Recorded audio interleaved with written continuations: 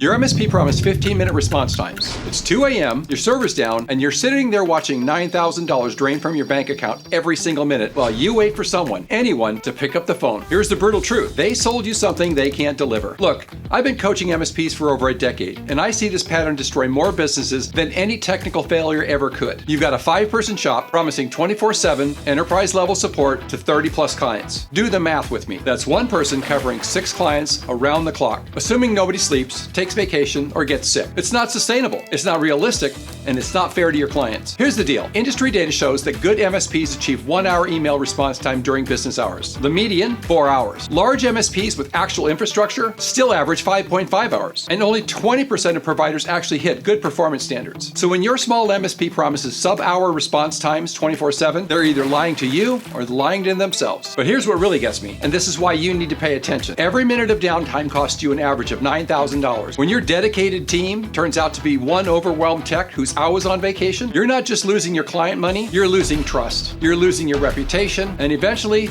you're losing your business. In this video, I'm going to show you exactly why most MSPs can't deliver on their promises, how to spot the difference between time bandits and true partners, and most importantly, how to build realistic service delivery that actually works. Because at the end of the day, sustainable success is engineered, not luck. Point number 1, the math doesn't lie. Small MSPs can't deliver big promises. Here's something that happened to me just last week. I'm sitting with an MSP owner, small guy, been in business 8 years, and he tells me about his guaranteed 15-minute response time for all of his managed services clients. I said, that's impressive. How many techs have you got? He says 5. How many clients? 32. I pulled out my calculator right there. Let's do this together. 5 techs, 32 clients, 24/7 coverage. That means each tech is responsible for 6.4 clients. Now factor in that you need 3 shifts to cover 24 hours. That's 1.67 techs per shift. Round down, that's one person. One person covering 32 clients at 2 a.m. on a Tuesday. Now we add in the reality. Vacation time, sick days, training, lunch breaks, bathroom breaks, the fact that humans need to sleep. What happens when 2 clients have emergencies at the same time? What happens when your one night shift guy gets the flu? Here's what the data actually shows us. The best MSPs in the industry, and I'm talking about the ones with real infrastructure, real teams, they're achieving 12 minutes or less response time. But the average, 5.5 hours for large MSPs. The industry median for email response, 4 hours. And for ticket resolution,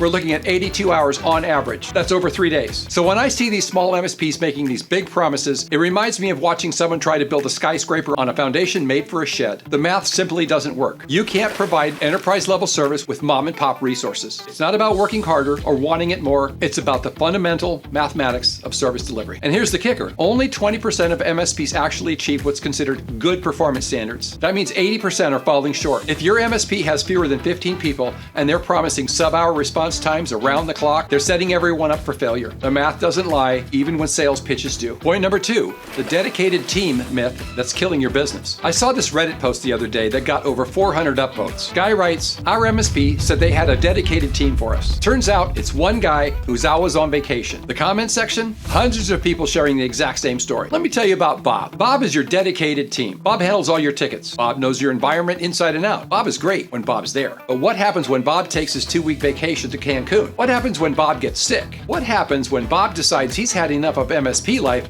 and quits to become a yoga instructor? I'll tell you what happens. Chaos. Because Bob was your single point of failure dressed up as a dedicated resource. Here's how this plays out in real life. You call your MSP at 10 a.m. on Monday. Sorry, Bob's out today. Can someone else help you? Sure. But that someone else doesn't know your environment. They don't know that weird workaround Bob implemented 6 months ago. They don't know your CEO prefers calls over emails. They're starting from scratch. The Twitter sphere is full of this. I saw one post, 1,200 likes. MSP says, we guarantee 1-hour response times. Another MSP, sorry, our tech is out sick today. Another one with 800 retweets. When your MSP promises 24/7 support, but it's just Dave with a pager. You want to know the truth about dedicated teams at most small MSPs? It's not a team, it's a person. Maybe 2 if you're lucky. And when that person isn't available, your dedicated support becomes whoever's available support. Here's what you need to ask your MSP, and I mean really push them on this. Show me the team.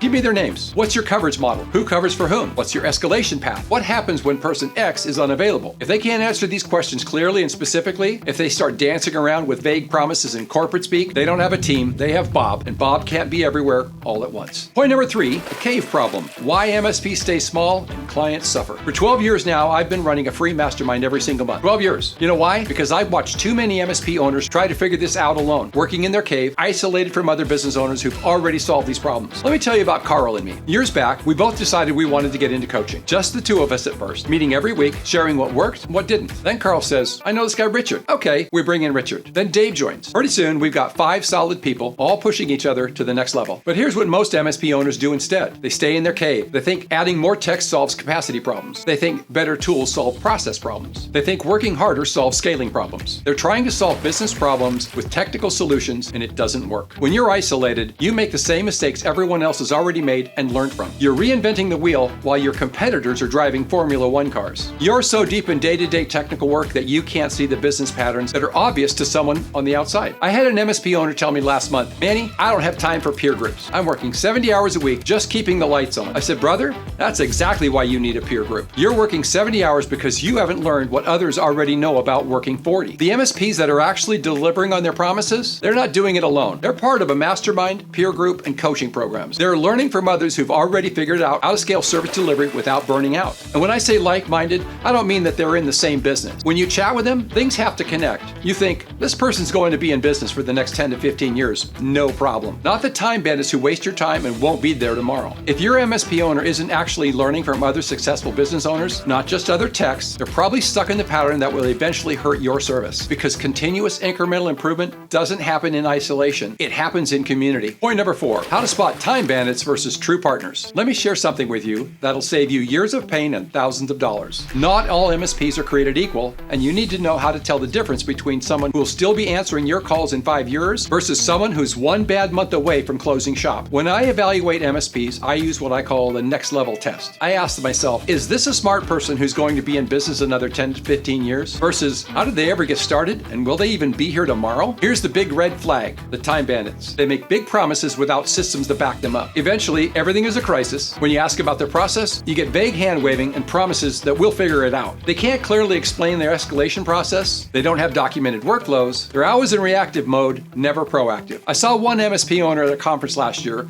and within 5 minutes of talking to him, I knew he was a time bandit. Every question about process, he deflected, talking about the latest technology. Asked about his team structure, he started rambling about certifications. Asked about service delivery metrics, he changed the subject to cybersecurity tools. All sizzle, no steak. True partners, they're different. They can walk you through exactly what happens when things go wrong. They've documented procedure for everything. They know their metrics, response times, resolution times, client satisfaction scores. They're not promising the moon. They're promising what they can actually deliver. Here's a simple test you can run right now. Ask your MSP to show you their escalation matrix. A real one, with names, contact methods, and coverage schedules. Ask them for their average response and resolution times for the last quarter. Not their targets, their actual performance. Ask them about their last major outage and how they handled it. True partners will have these answers ready. They'll show you the data. They might even be proud of it. Time bandits will dance around, make excuses, promise to get back to you on that. And here's the thing about time bandits. They're not just necessarily bad people. They're often technically brilliant, but they're so focused on the technical that they never built the business infrastructure to deliver consistent service. They're building on quicksand, and eventually the foundation gives way. Look, if you're an MSP owner watching this and thinking, this hits way too close to home, I get it. I've been helping MSPs build sustainable, scalable operations for over a decade. And here's what I know. The solution isn't working harder, it's working systematically. If you want to see exactly how I help MSPs deliver on their promise without burning out, check out my free Coach's MSP Playbook at mannypalachuk.com/nextlevel. I'll show you the exact framework I use to transform overwhelmed MSPs into systematic machines. Now, here's what we learned today. Size matters when it comes to service delivery. The math has to work. People have to be there. The systems have to be documented. Small MSPs making big promises are setting everyone up for failure. Themselves, their teams, and most importantly, their clients. But here's what I haven't told you yet. There's a way for smaller MSPs to compete with larger ones without making promises they can't keep. It's not about trying to be everything to everyone. It's about specialization, not generalization. It's about building systematic approaches that multiply your capacity without multiplying your headcount. The MSPs that win aren't the ones working harder. They're the ones who figured out how to work systematically. They're the ones who've gotten out of their cave, learned from others, and built processes that scale.